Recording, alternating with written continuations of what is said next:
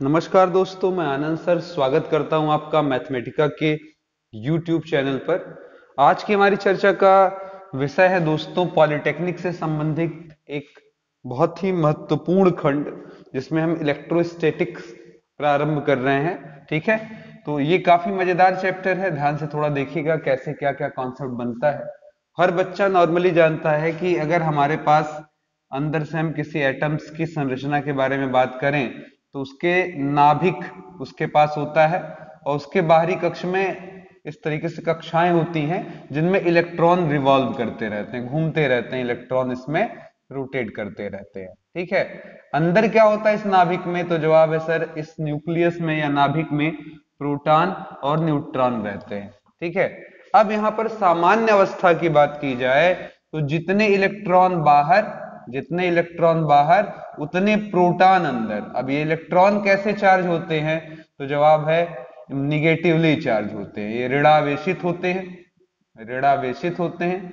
ठीक है, यानी कि निगेटिवली चार्ज होते हैं। और ये प्रोटॉन जो होते हैं वो आपके धनावेशित यानी कि पॉजिटिवली चार्ज होते हैं। ठीक है, अब सामान्य अवस्था में इनकी संख्या सेम मिलती है। जैसे मैं सोडियम की ही बात कर लूं तो सोडियम का एटॉमिक नंबर 11 है, इसका मतलब उसमें 11 प्रोटॉन होते हैं और 11 ही इलेक्ट्रॉन होते हैं। फिर से समझ लीजिएगा, 11 प्रोटॉन 11 इलेक्ट्रॉन। कार्बन की बात कर लूं 6 होता है उसका एटॉमिक नंबर, यानी कि 6 प्रोटॉन उसमें होते हैं और 6 इलेक्ट्रॉन। जब सम अप करोगे प्लस माइनस को काट देगा, क्यों? क्योंकि प्रोटॉन और इलेक्ट्रॉन पर आवेश का मान 1.6 इंटू 10 के पावर माइनस 19 कूलम यानी कि इक्वल होता है। एक इलेक्ट्रॉन या एक प्रोटॉन पर आवेश कितना होता है? तो जवाब है 1.6 इंटू 10 के पावर माइनस 19 कूलम। अब फर्क क्या है? अगर हम इलेक्ट्रॉन की बात करेंगे तो यहाँ माइनस आप लगा लोगे चार्ज दिखाने के लिए कि ऋणावेशित है, और प्रोटॉन की बात करेंगे तो यहाँ आप प्लस लगा लेंगे 1.6 इंटू 10 के पावर माइनस 19 कूलम। आगे क्या लगा दिया? प्लस लगा दिया। तो ये सिंपल सा कॉन्सेप्ट है, क्लियर हो गया। अब सवाल होता है कि सर जी हमें कैसे प्लस और माइनस मिलता है? क्यों? क्योंकि ये जानना इसलिए जरूरी है कि आवेश की परिभाषा में सबसे पहली बात यही है कि आवेश है क्या। तो बहुत ही सिंपल सी चीज है, आवेश हमारा इन्हीं के मिलने से बनता है, यानी कि इलेक्ट्रॉन या प्रोटॉन के मिलने से बनता है। ज्यादा बेहतर कहें तो इलेक्ट्रॉन से। इसलिए इसका फॉर्मूला हो जाता है Q, आवेश Q बराबर N इंटू ई, जिसमें E है हमारा E है हमारा एक इलेक्ट्रॉन पर चार्ज 1.6 इंटू 10 के पावर माइनस 19, और N है इलेक्ट्रॉनों की संख्या। N क्या है? इलेक्ट्रॉनों की संख्या। अब अगर ये पॉजिटिव होता तो हम कह देते प्रोटॉनों की संख्या। ठीक है, इलेक्ट्रॉनों की, या स्लैश लगाकर बोल दें प्रोटॉनों की संख्या। ठीक है, प्रोटॉनों की संख्या ऐसे बोल देना ज्यादा अच्छा है। तो Q बराबर N गुणे E बन जाता है। लेकिन अभी मैंने बोला ये दो तरीके का होता है, पॉजिटिव होता है और निगेटिव होता है। तो ये पॉजिटिव निगेटिव आते कहां से हैं? तो चलिए आइए देखते हैं पॉजिटिव निगेटिव कहां से आते हैं। ठीक है, अगर हमारे पास कोई तत्व A है, ठीक है, और उसने कुछ इलेक्ट्रॉन किसी को दे दिया, मान लेते हैं उसने 3 इलेक्ट्रॉन दे दिया। पहले पुरानी चर्चा के लिए मैं कुछ मान लेता हूं, इसके पास 10 प्रोटॉन 10 इलेक्ट्रॉन थे, उसने 3 इलेक्ट्रॉन दे दिया। तो लास्ट में जब ये 3 इलेक्ट्रॉन दे चुका होगा तो प्रोटॉन पर तो कोई प्रभाव पड़ा नहीं, पर आपने ध्यान दिया इलेक्ट्रॉन इसने 3 दे दिया, तो 3 के बाद निकाल देने के बाद 10 में से कितने बच जाएंगे? 7 इलेक्ट्रॉन। अब हमारे पास पॉजिटिव के नाम पर धन 10 है और निगेटिव के नाम पर माइनस 7 है, तो रिजल्ट कितना आ जाएगा कि हमारे इस जो जो भी आइटम है उस पर +3 चार्ज आ जाएगा। इसका मतलब हम इसको लिखेंगे A, ऊपर कितना प्लस लगाएंगे? 3 प्लस लगाएंगे। अब ये सवाल बहुत कॉमनली हमारे यहाँ ऑब्जेक्टिव में पूछे जाते हैं। सवाल ऐसे दे देगा कि एक वस्तु है B, उसने 10 इलेक्ट्रॉन अडॉप्ट कर लिया। क्या कर लिया? 10 इलेक्ट्रॉन अडॉप्ट कर लिया। अब सवाल ये पूछा जाएगा कि सर उस पर कितना चार्ज आ जाएगा? तो जवाब है, अब इसने अडॉप्ट किया। मैं एक एग्जांपल ले लेता हूं, इस पर पहले से 12 प्रोटॉन और 12 इलेक्ट्रॉन थे। एक इमेजिनेशन बना लिया आपको समझाने के लिए। अब जब इसने 10 इलेक्ट्रॉन लिया होगा तो प्रोटॉन की संख्या पर तो कोई प्रभाव पड़ा नहीं मित्र। इलेक्ट्रॉन इलेक्ट्रॉन से मिला, 10 और 12 कितना हो गया? 22 इलेक्ट्रॉन, यानी कि हमारे पास पॉजिटिव में +12 और निगेटिव में -22 है, तो रिजल्ट कितना आ रहा है -10।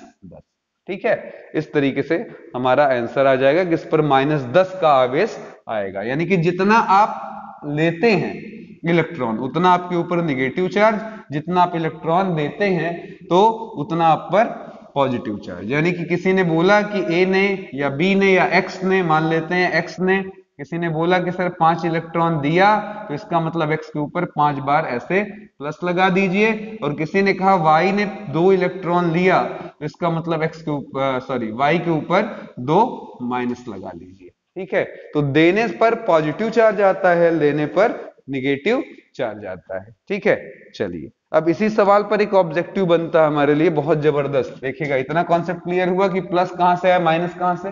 तो चार्ज दो तरीके के, या तो पॉजिटिव या तो नेगेटिव। अब यहां देखिए पॉलिटेक्निक में आया हुआ एक क्वेश्चन इस तरीके से है कि हमारे पास ए दो तत्व हैं। क्वेश्चन इस तरीके से है, दो तत्व हैं, ए पर सामान्य से, क्वेश्चन समझिएगा, सामान्य से 10 इलेक्ट्रॉन अधिक हैं। ठीक है, अधिक हैं। क्वेश्चन सुनिएगा, बहुत बेहतरीन है।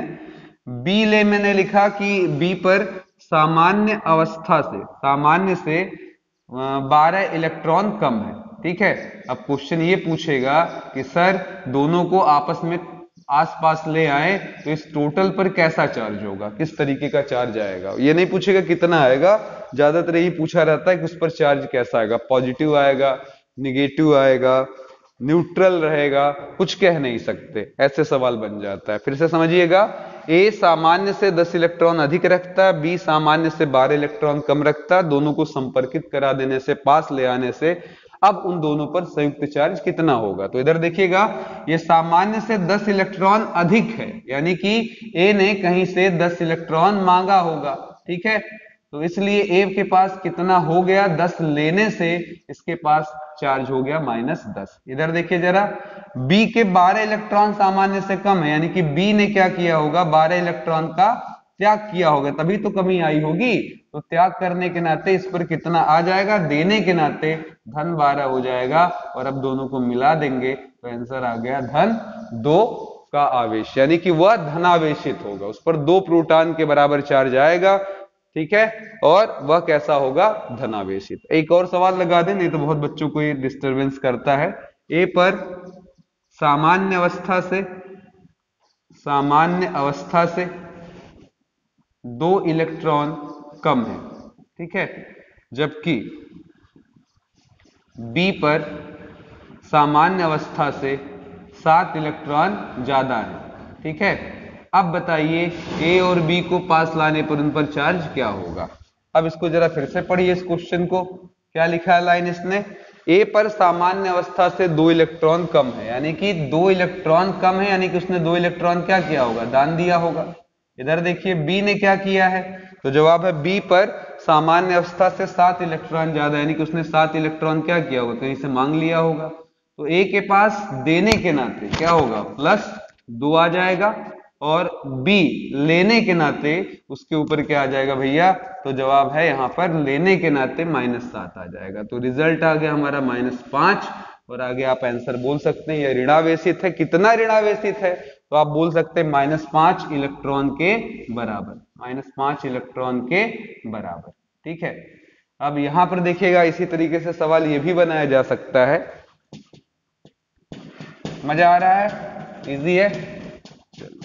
आवेश का मात्रक कूलाम होता है, कभी भी एग्जाम्स में, छोटे एग्जाम्स में ये भी पूछ लेता है कि unit of charge is, unit of charge is मतलब चार्ज यानी कि आवेश का मात्रक क्या है। तो याद रखे रहिएगा, बार बार मैं बोल ही रहा हूं, कूलाम। ठीक है, कूलाम। क्लियर। चलिए क्वेश्चन ये है मेरा, ए पर सामान्य से 16 इलेक्ट्रॉन अधिक हैं, उस पर कैसा आवेश होगा, कैसा आवेश आएगा, आवेश होगा, एवं आवेश का मान कितना होगा। आवेश का मान कितना होगा। ठीक है, हल में आ जाइए। क्वेश्चन है ए पर सामान्य से 16 इलेक्ट्रॉन अधिक है, उस पर आवेश कैसा होगा एवं आवेश का मान कितना होगा। तो चलिए जरा, ए साहब हैं, इन्होंने क्या किया, आवेश 16 इलेक्ट्रॉन अधिक, मतलब यानी किसने कहीं से 16 इलेक्ट्रॉन मांग लिए। अब लेने के नाते कि ए के ऊपर कितने आ जाएंगे, तो धन 16 आ जाएगा, प्लस 16 आ जाएगा। सही है, गलत है मित्रों, लिया है, लेने के नाते क्या आ जाएगा, -16। तो ए के ऊपर चार्ज आ जाएगा -16। इट इम्प्लाइज यहाँ पर 16 इलेक्ट्रॉन के बराबर, इलेक्ट्रॉन के बराबर आवेश आएगा। ठीक है, आवेश आएगा। ठीक है, अब यहाँ पर कोई पूछा आवेश का मान, तो यहाँ पर क्या देंगे सर, Q बराबर होता है N इंटू ई। N बता रहा है इलेक्ट्रॉनों की संख्या जो कि 16 है, E का मान 1.6 इंटू 10 के पावर -19। ठीक है, लगा दिया। अब गुणा कर दीजिए, 16 का 16 से गुणा, मुझबानी याद होगा आपको, 256 दशमलव लगाइए 10 के पावर -19। एक और खसका दीजिए तो 2.5 है, इधर बढ़ेंगे तो उधर भी बढ़ना पड़ेगा, +1 लगाया और आगे क्या लिख दिया, कूलाम। यानी कि आंसर हो गया 2.56 इंटू 10 के पावर -18 कूलाम। ठीक है, 2.56 इंटू 10 के पावर -18 कूलाम। ठीक है, और भी एक बढ़िया ऑब्जेक्टिव यहां बन सकता है, देखिएगा अगला।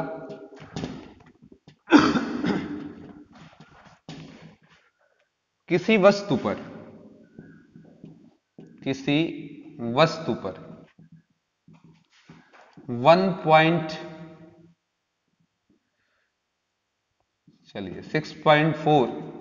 कूलाम आवेश है। ठीक है, आवेश है, इतना आवेश है, तो इलेक्ट्रॉन की संख्या उस पर क्या होगी। बल्कि मैंने ऐसे लिख दिया, किसी वस्तु पर 6.4 कूलाम ऋण आवेश है, ऐसे लगा दिया, ऋण आवेश है तो इलेक्ट्रॉन की संख्या उस पर क्या होगी। तो हल सिंपल है, देखिए Q दे दिया आपको, इतना आवेश आपके पास है 6.4, हमसे क्या जानना चाहता है, इलेक्ट्रॉनों की संख्या। तो बोलिए Q बराबर क्या होता है, N इंटू ई। 6.4 बराबर N मालूम नहीं, E के जगह कितना ले लेना हमको, 1.6 इंटू 10 के पावर -19। तो ये दशमलव से दशमलव कटा, 16 चौक का क्या हो जाएगा हमारा 64। तो N बराबर 4/10 के पावर -19, जो जगह 4 इंटू 10 के पावर 19। ठीक है, इसकी संख्या कितनी हो गई, 4 गुणे 10 के पावर 19। ठीक है, इतने यहां पर हमारे पास आवेश उपलब्ध है, या इलेक्ट्रॉन सॉरी इतने इलेक्ट्रॉन उपलब्ध है। क्लियर हो गया, बढ़िया क्वेश्चन है। एक और क्वेश्चन देखिएगा, बहुत पॉपुलर सवाल, बहुत बार पूछा गया हमारे पॉलिटेक्निक में। ए, ठीक है, बना है 10 के पावर 20 कणों से। ठीक है, particle A sorry an atom A is made up of 10 के पावर 20 पार्टिकल्स। ठीक है, कोई वस्तु है जो 10 के पावर 20 पार्टिकल से बनी है, ए बना है 10 के पावर 20 कणों से। यदि उसके प्रत्येक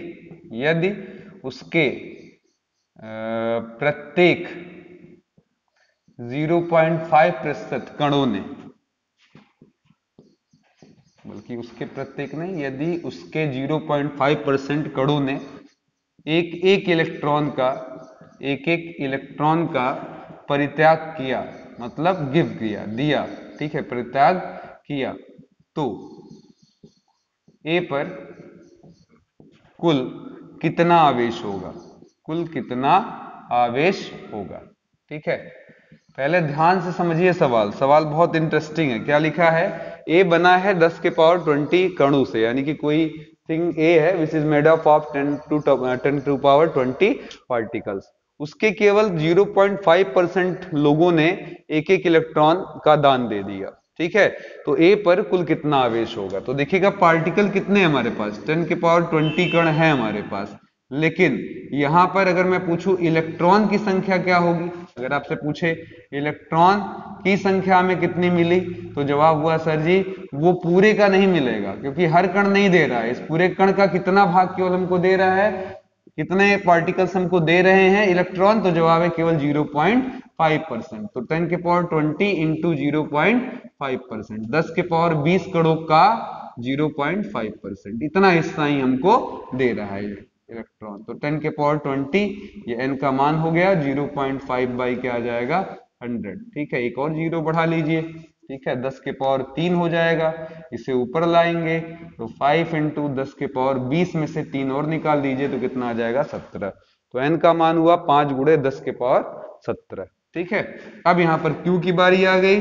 q बराबर n इंटू ई होता है, n का मान होता है आपका 5 इंटू 10 के पावर 17, ई का मान 1.6 इंटू 10 के पावर -19, तो 16 पचे 80 हो गया। और यहाँ पर दोनों का बेस सेम है, पावर जुड़ जाएगा, तो 10 के पावर 17 में से -19 गया तो -2 आ गया। आगे क्या लिख सकते हैं आप, कूलम। ठीक है, आसान है, इजी लगा। ठीक है, चलिए अगली चर्चा पर चलते हैं। ये चार्ज से संबंधित प्रॉब्लम हो गया, ये बहुत ही इंटरेस्टिंग चैप्टर है मित्रों।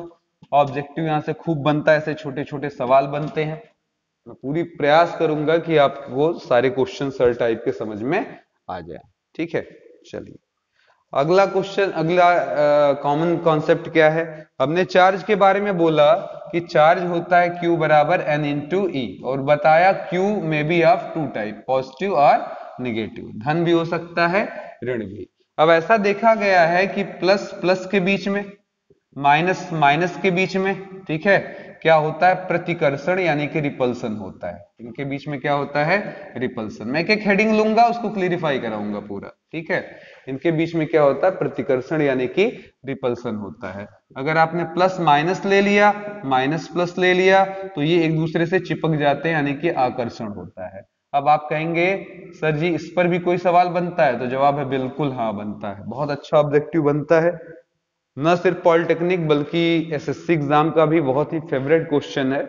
इस तरीके से पूछा जाता है हमसे कि सर ये बताइए कि अगर हमारे पास, ठीक है, दो प्रोटॉन, एक प्रोटॉन है एक और प्रोटॉन है, इनको हम पास ला रहे हैं, ठीक है, तो इनकी स्थिति ऊर्जा पर क्या प्रभाव पड़ेगा। क्या क्वेश्चन है, स्थित ऊर्जा पर क्या प्रभाव पड़ेगा। क्वेश्चन सुनिएगा, एक प्रोटॉन दूसरा प्रोटॉन के पास आ रहा है, स्थित ऊर्जा पर क्या प्रभाव पड़ेगा। स्थित ऊर्जा मतलब पोटेंशियल एनर्जी। पोटेंशियल एनर्जी किस पर डिपेंड करता है, याद करिएगा, स्थिति पर। स्थिति से अच्छा मैं बोलूंगा दूरी पर। किस पर, दूरी पर, डिस्टेंस पर। डिस्टेंस जितना ज्यादा आपके बीच में उतना ज्यादा आपकी स्थिति ऊर्जा, डिस्टेंस जितना कम उतना स्थिति ऊर्जा कम होगी। अगला क्वेश्चन इसी पर एक और बनेगा, एक प्रोटॉन है एक इलेक्ट्रॉन है, ये दोनों एक दूसरे की तरफ अप्रोच कर रहे हैं, पास आ रहे हैं, फिर क्वेश्चन वही है पी पर क्या प्रभाव पड़ेगा, बढ़ेगा घटेगा क्या होगा। ठीक है, ये क्वेश्चन है हमारा। ठीक है, तो चलिए जरा ध्यान दीजिए, अब इनको आसपास लाने पर क्या होगा।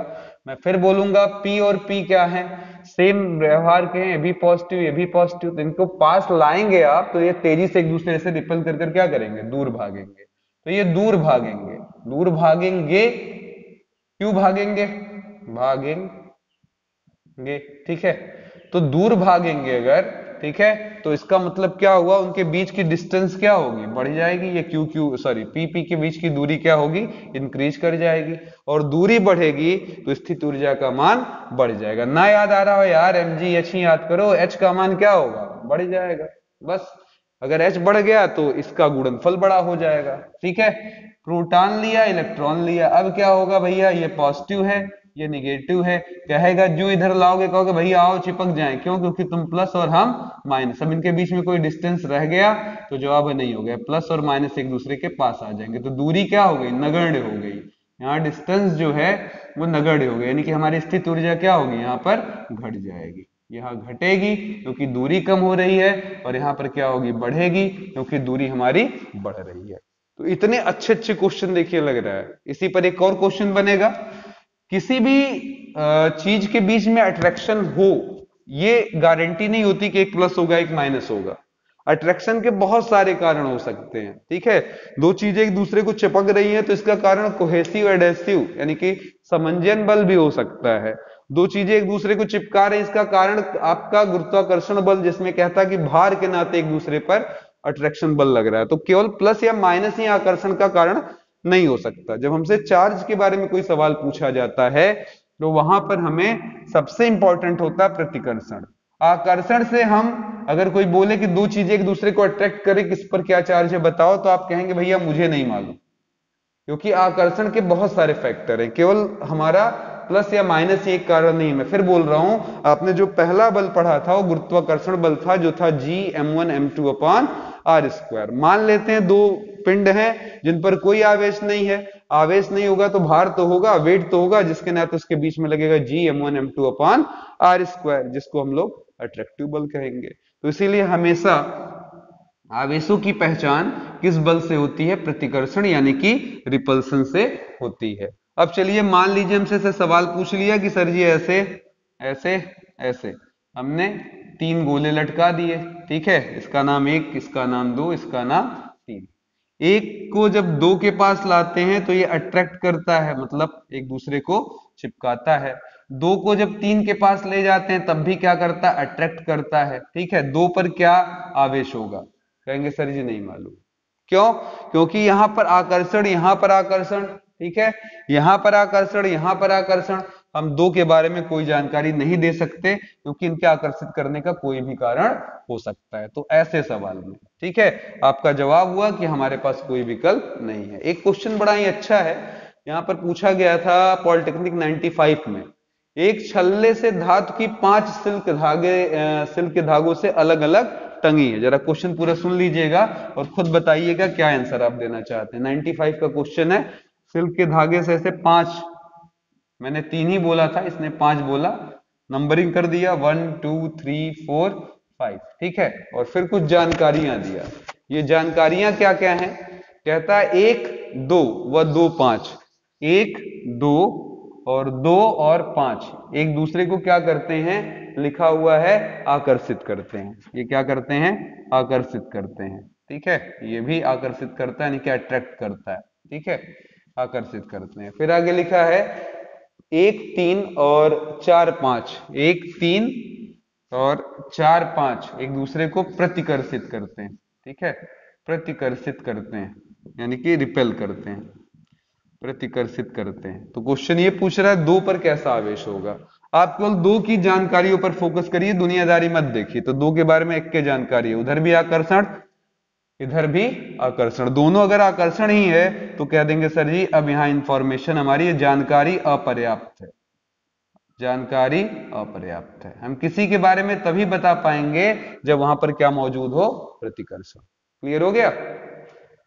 दो के बारे में कहीं प्रतिकर्षण की चर्चा आप नहीं पा रहे हैं, एक ही जानकारी इसको भी अट्रैक्ट कर रहा है, उसको भी अट्रैक्ट कर रहा है, ठीक है। तो ये हो गया आपका सवाल, 95 में पूछा गया था। चलिए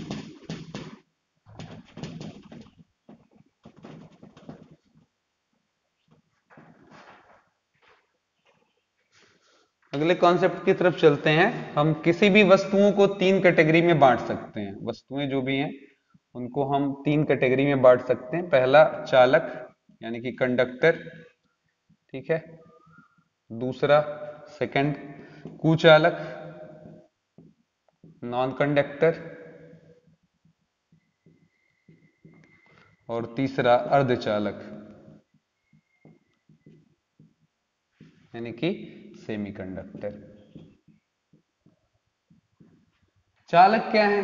तो जवाब है सर, चालक है हमारे ऐसे वस्तुएं जिनसे आराम से हमारा इलेक्ट्रॉन पास हो। जैसे हम यहां पर तांबा, लोहा, ठीक है, लोहा, आयरन, ठीक है, तांबा, कॉपर आदि यहां रख दें तो इलेक्ट्रॉन सुगमता से इस पार से उस पार निकल जाएगा। तो ऐसे पदार्थ क्या कहलाते हैं? चालक या कंडक्टर। कुछ ऐसे भी पदार्थ हैं जिनमें इलेक्ट्रॉन जाने से क्या करेगा? परहेज करता है, जैसे कागज, ठीक है, जैसे लकड़ी, इनसे गुजरने से उसे तकलीफ है, ठीक है। तो यहां पर ये आपका कुचालक कहलाता है। अगला है अर्धचालक। अर्धचालक कैसे हैं? ये ना बहुत अच्छे हैं ना बहुत बुरे हैं। इलेक्ट्रॉन जाना चाहता है, देखिए सन से पास करेगा, हाथ मेरा देखिएगा ऐसे, और यहां पर थोड़ा रगड़ रगड़ कर जाएगा, वहां से पास ही नहीं करेगा लगभग। तो इस तरीके से आप अंतर समझ सकते हैं। तो ये दोनों के बीच की अवस्था है, अब एक चीज है, अगर इसको हम टेम्परेचर दे दे, बहुत बार ऑब्जेक्टिव पूछा है, इसका ताप बढ़ाएं तो क्या होगा, इसकी चालकता बढ़ेगी क्या, तो जवाब है नहीं, इसकी चालकता क्या होगी, कम हो जाएगी। यानी कि कंडक्टिविटी घटती है, किसी भी चालक की कंडक्टिविटी क्या होती है, कम हो जाती है जब हम उसका ताप बढ़ाते हैं। याद कर लीजिएगा, बहुत सुपर ऑब्जेक्टिव क्वेश्चन है। इसी तरीके से यहां भी, अगर यहां पर ताप बढ़ाएं तब क्या होगा, तो यहां उल्टा होता है, यहां चालकता क्या होती है, बढ़ जाती है। ठीक है, अब ऐसा क्यों है, ये इंटरमीडिएट में आप पढ़ेंगे कंडक्शन बैंड और वैलेंस बैंड थ्योरी, उसमें आपको ये क्लियर हो जाएगा क्यों चालकता बढ़ती है या क्यों घटती है। यहां पर हमारा सिलेबस इसकी गवाही नहीं देता। ठीक है, अब अर्धचालकों को भी हम एग्जाम्पल इसका कभी कभी पूछ लेता है, क्योंकि ये कई बार आया है।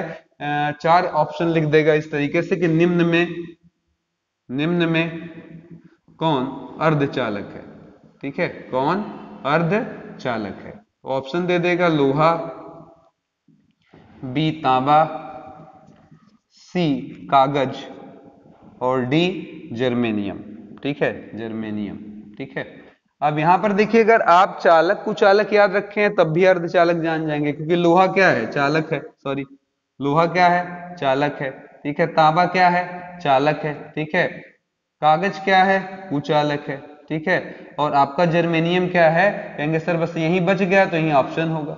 ठीक है, ऐसे भी लगा सकते हैं और याद भी रख सकते हैं, क्योंकि अर्धचालक के बहुत सारे एग्जाम्पल हमको नहीं पढ़ाए जाते हैं, केवल दो ही पढ़ाए जाते हैं, जर्मेनियम और सिलिकॉन। तो अच्छे से रट लीजिएगा, जर्मेनियम और सिलिकॉन दो अच्छे उदाहरण है हमारे पास जो अर्धचालक कहलाते हैं। ठीक है, चलिए अब यहां पर देखिएगा, ये दो तरीके के हो सकते हैं, एन टाइप और पी टाइप। ठीक है, अर्धचालक दो तरीके के हो सकते हैं, एन फॉर निगेटिव, यानी कि एन फॉर निगेटिव पकड़ लीजिएगा, जिन पर निगेटिव टाइप, जिसका जो कह सकते हैं चार्ज कैरियर, यानी कि चार्ज को ढोने वाला जो है वो निगेटिव होगा, यानी कि यहाँ इलेक्ट्रॉन चीजों को एक जगह से दूसरे जगह तक फैलाएंगे। पी का मतलब पॉजिटिव, प्रोटॉन भी आप बोल सकते हैं, लेकिन मैं बोलूंगा पॉजिटिव, जिसको हम बोलते हैं यहाँ की भाषा में कोटर हिंदी में। ठीक है, या अंग्रेजी में होल्स भी बोला जाता है। ठीक है, यहाँ पर चार्ज कैरियर जो होते हैं वो होल्स होते हैं, बस इतना ही आपको जानना है। एन टाइप में इलेक्ट्रॉन होते हैं, negative, N for negative, electron charge carrier होते हैं, और पी टाइप में हमारा होल्स होते हैं। हाई स्कूल लेवल में हमें इतना ही जानना, कभी कभी ऑब्जेक्टिव पूछ लेता है। ठीक है, क्लियर हो गया। अब चलिए इसके आगे बढ़ते हैं।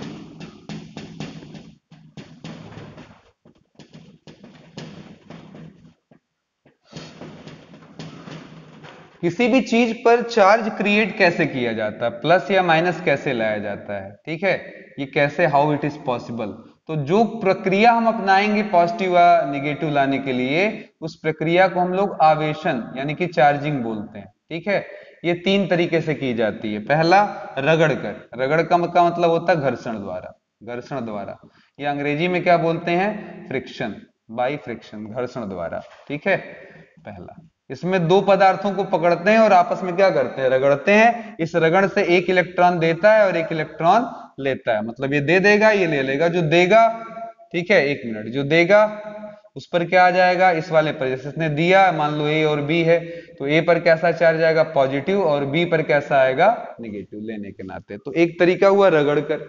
इसके एग्जाम्पल में आप लिख सकते हैं रुमाल, रेशम की रुमाल, ठीक है, रेशम की रुमाल, और एक ग्लास रॉड ले लिया, इन दोनों को आपस में क्या किया, रगड़ा। ठीक है, अब इस रगड़ में प्रयोगों द्वारा देखा गया है कि रेशम पर हमारा निगेटिव चार्ज आ जाता है और ग्लास रॉड पर कैसा चार्ज आ जाता है, पॉजिटिव। हमसे बहुत बार ये क्वेश्चन पूछा जाता है। यही ग्लास रॉड लिया और इसको हमने हमने इसको उठाकर बिल्ली की खाल से रगड़ दिया, तो यहां पर उल्टा हो जाएगा, यहां पर आ जाएगा आपका बिल्ली की खाल, मैंने लिख लिया, कैट स्किन ले लिया। अब ग्लास रॉड यहां ले लिया, अब रगड़ेंगे तो यहां पर पॉजिटिव आएगा और यहां पर क्या आएगा, निगेटिव आएगा।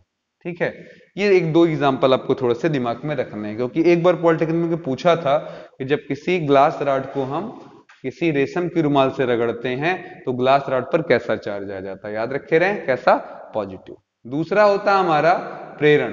ठीक है, प्रेरण भी, ठीक है, प्रेरण बोलने से अच्छा है विभव के द्वारा, यानी कि स्थानांतरण, स्थानांतरण। ठीक है, ये भी एक पहला है आपका, सेकंड मेथड है। इसमें क्या होता है, एक आदमी खूब पॉजिटिव से भरा होगा या एक आदमी खूब सारा निगेटिव से भरा होगा, एक उसके बगल में सामान्य आदमी आएगा, आप उसको ले जाकर उस पर टच करा दोगे, क्या होगा, आप समझ रहे हैं क्या होगा? ऐसा करने से बहाव होगा। जैसे आप इसको पढ़े हैं, एक पानी की टंकी में पानी पूरा भरा हुआ है और इससे खाली टंकी ऐसे असेंबल कर दिया, अब इसको खोल देंगे स्टॉपर तो पानी बहना शुरू होगा तब तक जब तक कि दोनों का लेवल क्या ना हो जाए, बराबर ना हो जाए, इक्वल हो जाएगा, बस पानी बहना बंद कर देगा। क्लियर हो रहा है, समझ में आ रहा है? तो यहां पर अगला जो विधि आपका है जिस पर चर्चा करनी, स्थानांतरण। इसमें हम किसी एक उच्च आवेशित वस्तु से को एक ऐसे वस्तु से लाकर टच करा जाते हैं जिस पर कोई आवेश नहीं होता है, तो अगर ये प्लस है तो यहां पर भी प्लस आ जाएगा, यहाँ माइनस है तो यहां भी माइनस आ जाएगा। इस विधि को हम लोग क्या कहते हैं, स्थानांतरण। ठीक है, घर्षण, स्थानांतरण, और तीसरा हमारा है प्रेरण। ठीक है, इतने डेप्थ में आपको कहीं भी वीडियो मिलने वाला नहीं है पॉलिटेक्निक लेवल पर, इसलिए बहुत ध्यान से सुन लीजिएगा मित्रों। प्रेरण, ठीक है, यानी कि इंडक्शन। ठीक है, इंडक्शन। चलिए, इसमें क्या होता है, एक पॉजिटिवली चार्ज, मान लीजिए कोई गोला है, उसको हम किसी भी सामान्य चीज के पास लाएं तो आप जानते हैं इसमें जितने, पहले देखिएगा इस सामान्य चीज को मैं थोड़ा दूर कर लूं, इस पर जितना प्लस उतने माइनस, जितना प्लस उतने माइनस। अब जब इसको मैं इसके पास लाया तो क्या होगा, तो जवाब होगा सर ये नियम है कि प्लस वाला माइनस को खींचता है, अट्रैक्ट करता है, तो सारे इसके जो माइनस है निकल निकल निकल कर भागेंगे और यहाँ पर क्या करेंगे, किनारे आकर जुड़ जाएंगे।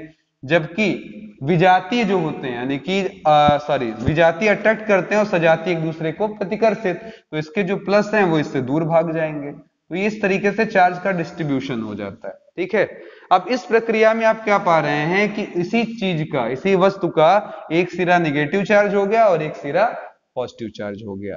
तो इस चीज को क्या कहते हैं हम लोग, प्रेरण। क्योंकि सामान्य अवस्था में इसके प्लस माइनस एक दूसरे से ऐसे असेंबल थे, एक दूसरे को संतुष्ट किए हुए थे, पर पड़ोस में एक पॉजिटिव हो आ जाने के नाते सारे इसके निगेटिव निकलकर पॉजिटिव की तरफ भाग आए और सारे पॉजिटिव इस पॉजिटिव को देखकर दूर भाग गए, भागो भैया भागो, अपना दुश्मन आ गया। ठीक है, इस तरीके से वो कूदकर इस तरफ चले आए। तो इस तरीके से अगर असेंबलेंस होने लगे चार्जेज का, इस तरीके से रीडिस्ट्रीब्यूशन होने लगे, तो इसे हम लोग क्या कहते हैं, प्रेरण कहते हैं। अब कोई कहेगा सर जी अगर इसको मैं चाहूं कि पूरा निगेटिव चार्ज हो जाए तो क्या करूं, कहेंगे सर इसको ऐसे पकड़े रहिए, इसको ले जाकर पृथ्वी से जोड़ दीजिए।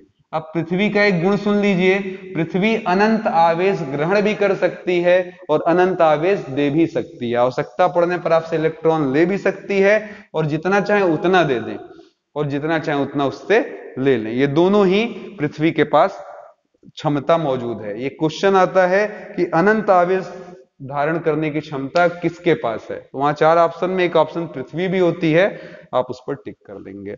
अब ये पॉजिटिव सारे गायब हो जाएंगे, चाहे तो अपनी भाषा में कह दें अंदर चले गए, या ये कह लीजिए कि अंदर से पृथ्वी के इलेक्ट्रॉन आकर इनको कैंसिल आउट कर देंगे ताकि एक दूसरे से मिलकर ये खत्म हो जाए। तो ये पॉजिटिव आपका यहां से गायब हो जाएगा।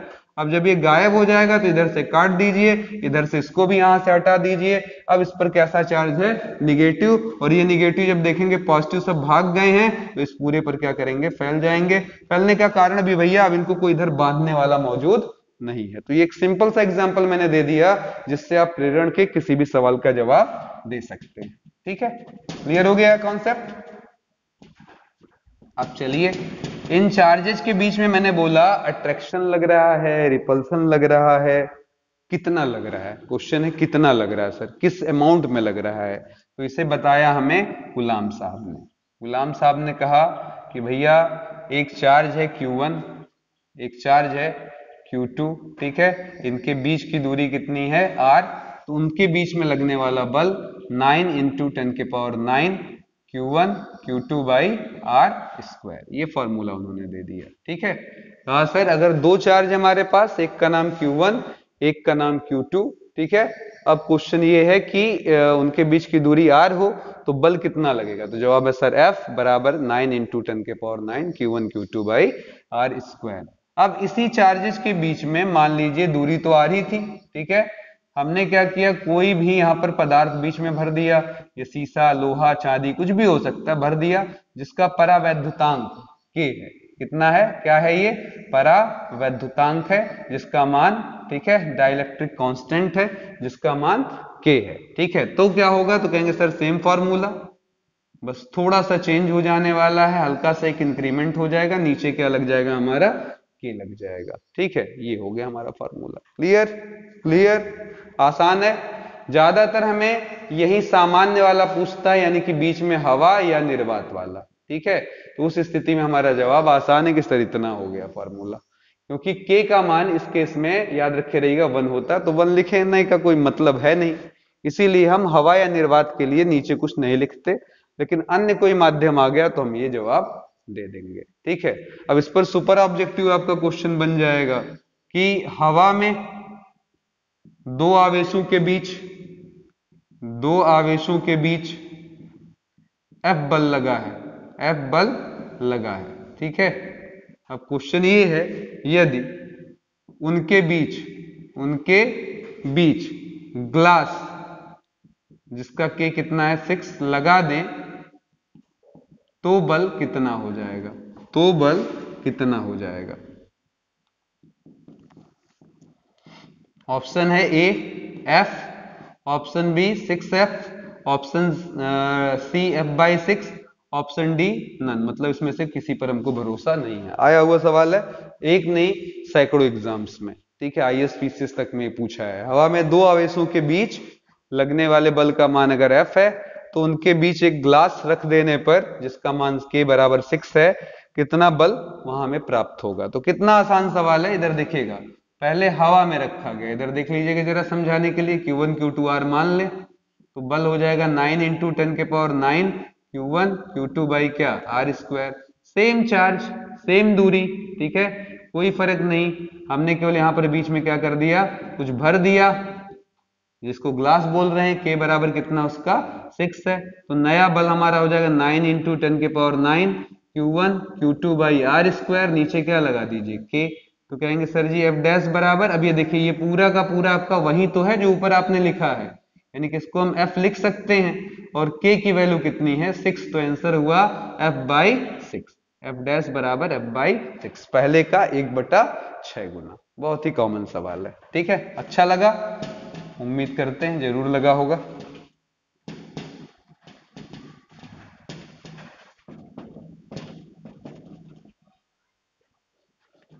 अब इस पर बहुत सारे क्वेश्चंस ऑब्जेक्टिव भी छोटे मोटे पूछे जा सकते हैं, जैसे 0.1 माइक्रोकुलाम तथा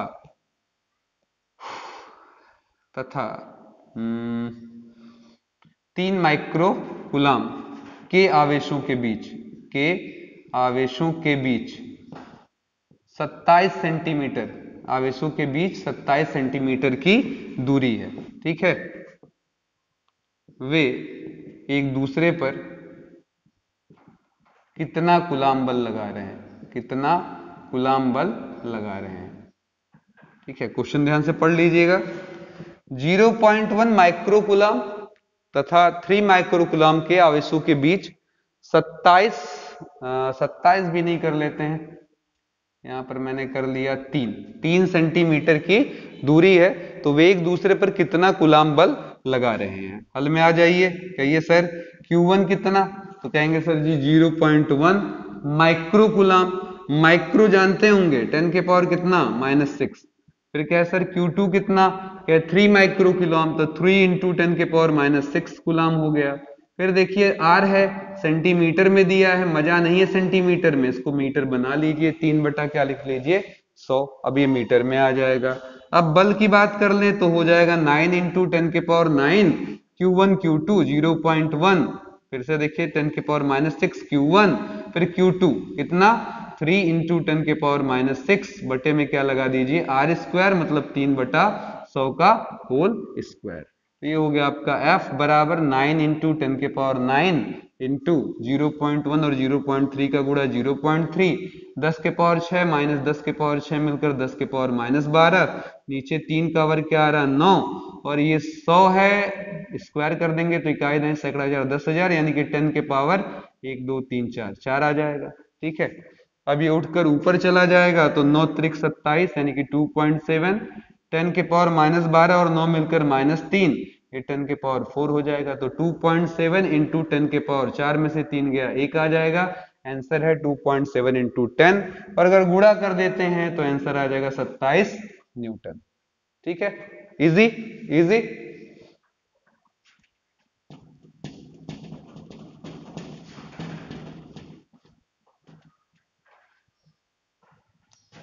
अगला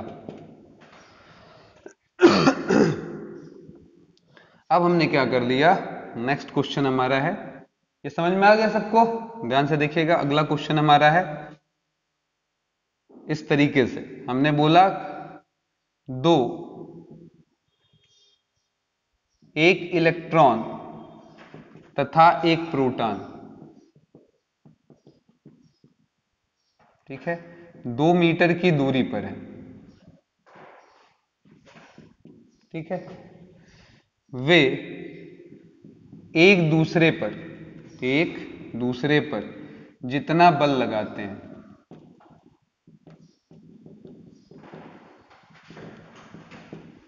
उसका अनुपात कितना होगा, उसका अनुपात क्या होगा।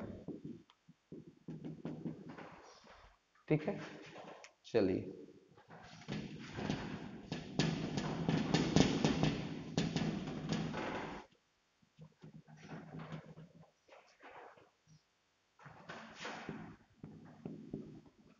अब यहां देखिए, एक इलेक्ट्रॉन है, एक प्रोटॉन है, ठीक है, इनके बीच की दूरी 2 मीटर है। हम पूछ रहे हैं कि सर ये बताइए दोनों कितना बल लगाएंगे। तो ये इसको अपनी तरफ खींचेगा, ये इसको अपनी तरफ खींचेगा।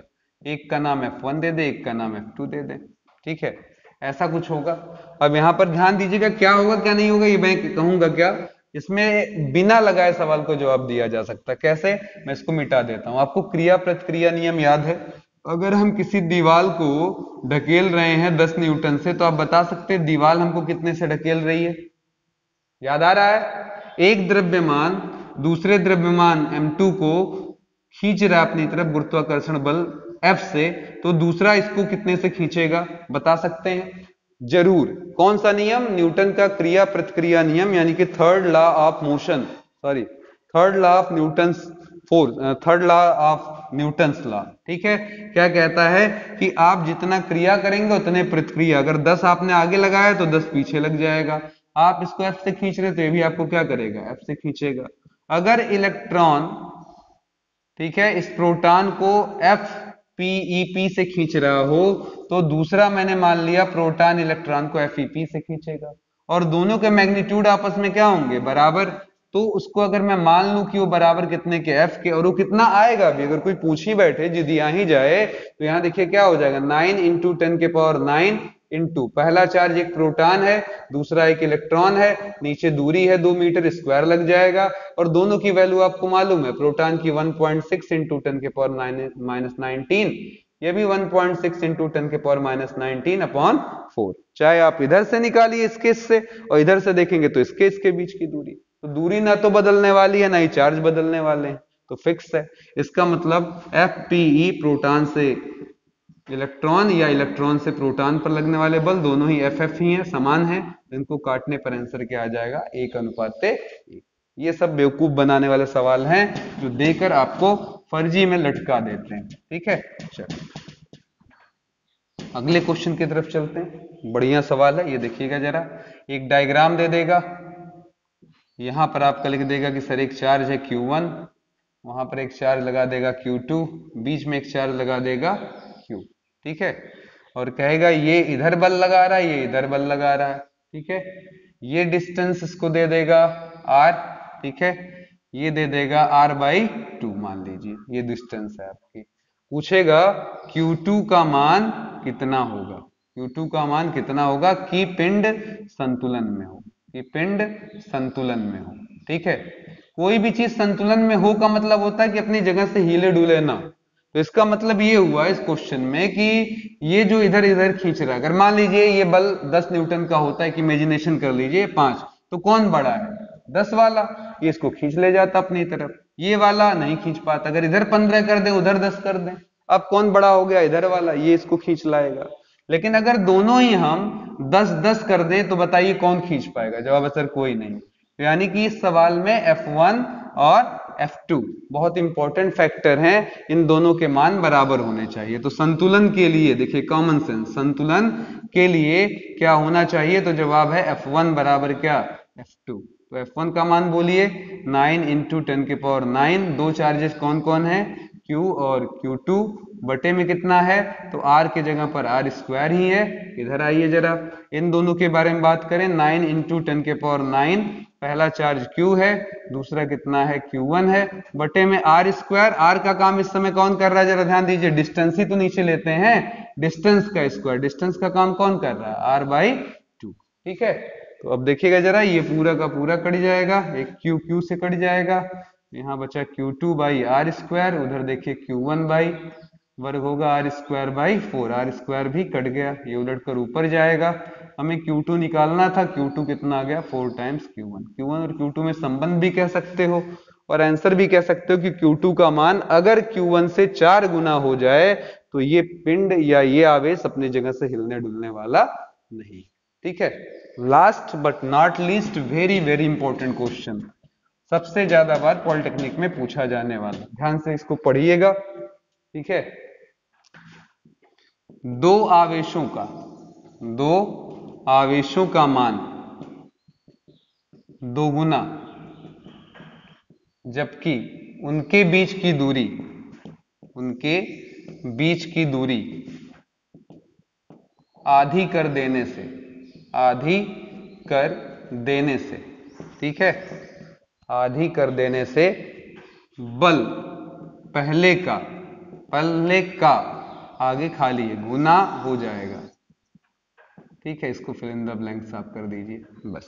हल में देखिए क्या बोला मैंने, दो आवेशों का मान, पहले कुछ आवेश थे, मान लीजिए Q1 और Q2, उनके बीच की कुछ दूरी भी रही होगी, मान लीजिए क्या, R। फिर क्या कहता है, दो आवेशों का मान दोगुना कर दिया गया, इस आवेश को पकड़े, साइज बड़ा कर दिए, Q1 डैश कर दिए, पहले का कितना, दोगुना, यानी कि अब इसकी वैल्यू 2Q1, उसको भी पकड़ा, बड़ा कर दिया, Q2 डैश 2Q2। ठीक है, और कहता उनकी दूरी जो है वो आधी कर दी गई। अब ये डिस्टेंस जो था इसे भी R डैश बोला गया, जो हो गया R/2। तो कह रहा है ये जो फोर्स अब लगेगा इनके बीच में, जो बल लगेगा वो पहले का कितना गुना होगा, यही तो पूछ रहा है। यहाँ पर इंप्लाइज लगाइए, पहला वाला बल पता करिए, तो 9 इंटू 10⁹9 Q1 Q2, ठीक है, बाई क्या हो जाएगा आपका, R स्क्वायर हो जाएगा। दूसरा वाला बल कितना हो जाएगा, तो जवाब होगा सर F डैश बराबर 9 इंटू 10⁹9, पहला चार्ज Q डैश, दूसरा Q2 डैश, बटे में R डैश का स्क्वायर। तो F डैश बराबर 9 इंटू 10⁹9 Q1 डैश का मतलब 2Q1 और Q2 डैश मतलब 2Q2, R डैश का मतलब R/2 का क्या, होल स्क्वायर। तो ये हो जाएगा 2 का वर्ग 4, 2 दूना 4, तो 4 चौक का 16, आगे आ रहा है 9 इंटू 10⁹9 Q1 Q2/R स्क्वायर। तो F डैश बराबर क्या है सर जी, 16 हो गया। उधर देखिए ये पूरा का पूरा जो सेक्टर देख रहे हैं, ये पूरा पोर्शन, ये किसके बराबर है, तो जवाब है सर F के। तो पहले बल का कितना गुना हो गया, 16 गुना। ये सबसे पसंदीदा क्वेश्चन है जो हमारे पॉलिटेक्निक में इस खंड से पूछा जाता है। इसमें कभी दूरी 1/3 कर देगा, कभी दोगुना कर देगा, कभी 4 गुना कर देगा, इस तरीके से सवाल हमसे पूछे जाते हैं और ईयर वाइज ईयर ये आते रहते हैं। तो उम्मीद करते हैं आज की ये सेक्शन जो मैंने अभी अपलोड करने जा रहा हूं आपको मिलेगा।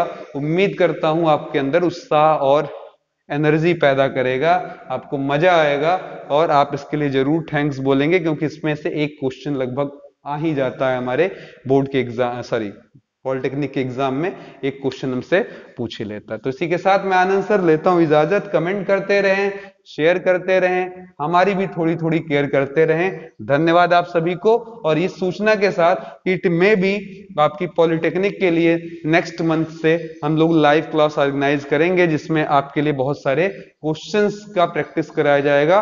क्वेश्चन होगा, टारगेट होगा 60 क्वेश्चन 100% आपका हो जाए। तो उसमें इंपॉर्टेंट चैप्टर बताकर उस पर बहुत सारे क्वेश्चन, जैसे यही है, इस पर कम से कम 4-4-5-5 सवाल ऐसे प्रैक्टिस कराकर आपको वो नई क्लास ऑर्गेनाइज की जाएगी। क्योंकि अभी तो फिलहाल जो डेट दिखा रहा है वो 14 जून, लेकिन उम्मीद करिए जुलाई में इसके जाने की संभावना बनेगी।